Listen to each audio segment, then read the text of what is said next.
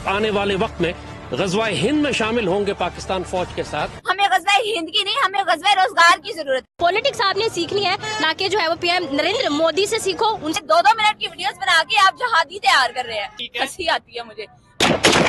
आज हम आपको राइफल का तारुफ करवाएंगे। आप कलम चलाना तो सिखा लो, सिर्फ गोलियां हाथ में पकड़ के जंगे नहीं होती। वर्ल्ड कप उनके हाथ में जा रहा है, एशिया कप उनका हो गया। हर फील्ड में, हर फैक्टर में दे आर नंबर 1। इंडिया के लेवल की एक IIT मूवी नहीं बना सकते, तो आप रियल में IIT में कैसे उन्हें बीट करेंगे? इस टाइम हमारी रोटी पूरी नहीं हो रही, जाहिल हम हैं, रोजगार हमारे पास नहीं है। मजबूरी के तहत भिखारी बन चुके हैं। हम ट्रेड की बात करते हैं। योगी जी, उनको तो आप जानते होंगे जी, उन्हें कौन नहीं जानता। मिट्टी में मिला दिया पूरे माफिया को, यकीन मानिए। मोदी जी के बाद अगर कोई लीडर हैं तो वो योगी जी हैं। पाकिस्तान के इंटेलेक्चुअल समझे जाते हैं ज़ाद हामिद, लाल टोपी के नाम से जो थोड़े फेमस हैं, उन्होंने ये स्टेटमेंट बल्कि प्रॉपर वीडियो बनाई है जिसमें वो पाकिस्तान के नौजवानों को ग़ज़वा-ए हिंद की तैयारी करवाते नजर आ रहे हैं। आप आने वाले वक्त में ग़ज़वा-ए हिंद में शामिल होंगे पाकिस्तान फौज के साथ, तो आपके पास जो हथियार होगा वो राइफल होगा।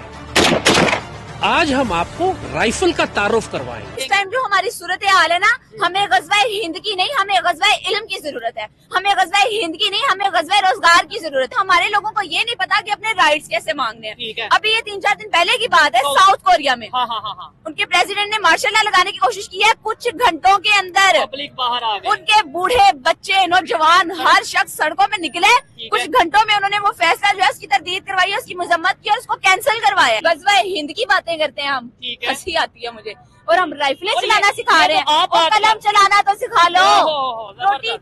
रोटी कमाना सिखा लो, कलम चलाना सिखा लो इन लोगों को। इस कौम को स्क्रॉल करने के अलावा कुछ करना सिखा दो, खुदा का वास्ता है। पॉलिटिक्स आपने सीखनी है, ना कि जो है वो पीएम नरेंद्र मोदी से सीखो। उनसे जाकर पता चले, आपको पता चले, उनको आइडियलाइज करो। इस चीज में हसद ना करो कि यार हम वी कांट डू दैट, हम ये हम वो है। यार आप सऊदी अरब से कुछ सीख लो। अब सऊदी अरब से छोड़ दे, अब तो अफगानिस्तान तरक्की जैसे करता जा रहा है। 20 देख लें आप, अफगानिस्तान को देख लें। वो ऐसा हम कहते थे साढ़े बच्चे ने, वो बच्चा आपका बाप बन गया। बिल्कुल ऐसा ही है। वो आपको बताएगा कि जी मैं बाप हूँ। टकेगा बांग्लादेश को कहते रहे, आज हमारी इंडस्ट्री वहाँ पे शिफ्ट हो। अगर इंडिया की बात की जाए तो इंडिया हमसे, मुझे ऐसा लगता है कि 100 साल से भी ज्यादा आगे जा चुका है। G20 की मीटिंग हम लोग इंडिया में देखते हैं, सोलर मिशन इंडिया कर रहा है, मून मिशन इंडिया कर रहा है, वर्ल्ड कप उनके हाथ में जा रहा है, एशिया कप उनका हो गया। पॉलिटिक्स आपने सीखनी है, ना कि जो है वो पीएम नरेंद्र मोदी से सीखो। उनसे जाकर पता चले, आपको पता चले, उनको आइडियलाइज करो। इस चीज में हसद ना करो कि यार हम वी कांट डू दैट, हम ये हम वो है। यार आप सऊदी अरब से कुछ सीख लो। अब तो सऊदी अरब से छोड़ दे, अब तो अफगानिस्तान तरक्की जैसे करता जा रहा है। 20 देख लें आप, अफगानिस्तान को देख लें। वो ऐसा हम कहते थे साढ़े बच्चे ने, वो बच्चा आपका बाप बन गया। बिल्कुल ऐसा ही है। वो आपको बताएगा कि जी मैं बाप हूँ। टकेगा बांग्लादेश को कहते रहे, आज हमारी इंडस्ट्री वहाँ पे शिफ्ट हो। अगर इंडिया की बात की जाए तो इंडिया हमसे, मुझे ऐसा लगता है कि 100 साल से भी ज्यादा आगे जा चुका है। G20 की मीटिंग हम लोग इंडिया में देखते हैं, सोलर मिशन इंडिया कर रहा है, मून मिशन इंडिया कर रहा है, वर्ल्ड कप उनके हाथ में जा रहा है, एशिया कप उनका हो गया। मतलब ये कि हर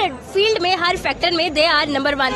वाई? बिकॉज आप उनमें देखें टैलेंट ही बहुत है। आप, मैं एक बात कहती होती हूँ कि आप जो है वो इंडिया के लेवल की एक IIT मूवी नहीं बना सकते, तो आप रियल में IIT में कैसे उन्हें बीट करेंगे? अब ये मोदी वही है ना जो कि चाय भेजा करता था और कहाँ से वो कहाँ जो है वो मुल्क को ले गया। हम लोग बात करें अस्सी नवाज शरीफ कहते हैं वो लोहार थे। भाई लोहार थे तो क्या हुआ? If they can do better, तो हमें जो है वो आगे लाना चाहिए। हम कोई ऐसा क्यों नहीं लाए चाय बेचने वाला? 76 साल में आप कह लें कि कोई भी ऐसा वज़ीर आज़म नहीं है जिसने 5 साल पूरे, कम से कम जो है वो 2 हफ्ते का जो है वो वक्त था और मैक्सिमम 4 साल का वक्त था। और ये वो जमहूरी निजाम है जहाँ पे जमहूरियत को कभी ऊपर आने ही नहीं दिया गया। रशिया इस टाइम कह रहा है कि India is a profitable country, तो इस टाइम चौधरी साहब सिर्फ रशिया नहीं, पूरी दुनिया का ये कहना है कि India is a profitable country. ठीक है, अमेरिका को देख लें जो कि सुपर पावर है, वो इंडिया के साथ ट्रेड कर रहा है। क्यों? क्योंकि वो इंडिया को प्रॉफिटेबल कंट्री मानता है। चाइना को देख लें जो उसका दुश्मन रहा है, ठीक है, उसकी मजबूरी बनी हुई है इस टाइम इंडिया के साथ ट्रेड करना। क्यों?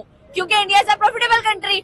सिर्फ यही नहीं, दुनिया के जो मुस्लिम ममालिक है, सऊदी अरब है, UAE है, वो इन्वेस्टमेंट कर रहे हैं, वो प्रोजेक्ट्स कर रहे हैं इंडिया के साथ, क्योंकि वो प्रॉफिटेबल कंट्री है।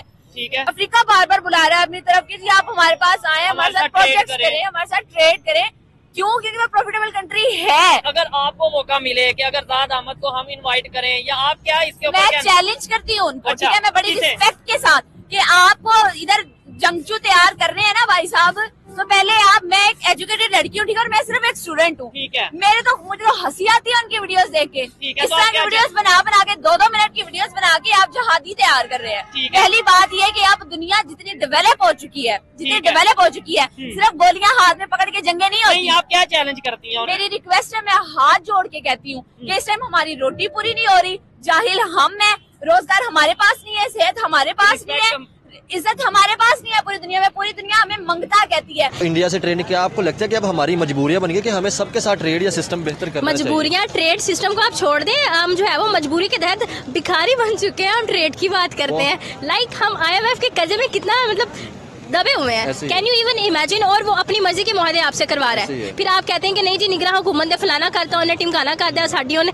मतलब यार what the hell, this is not the solution of the thing. तो अब देख लें, इलेक्शन नहीं हो रहे, सिलेक्शन ऑलरेडी हो चुके हैं। वजीर आजम नवाज शरीफ, क्या मकसद आपका बनता था कि आपने लाहौर की सारी सड़कों पे, पाकिस्तान की सड़कों पे आपने वजीर आजम नवाज शरीफ लगा दिया? क्यों?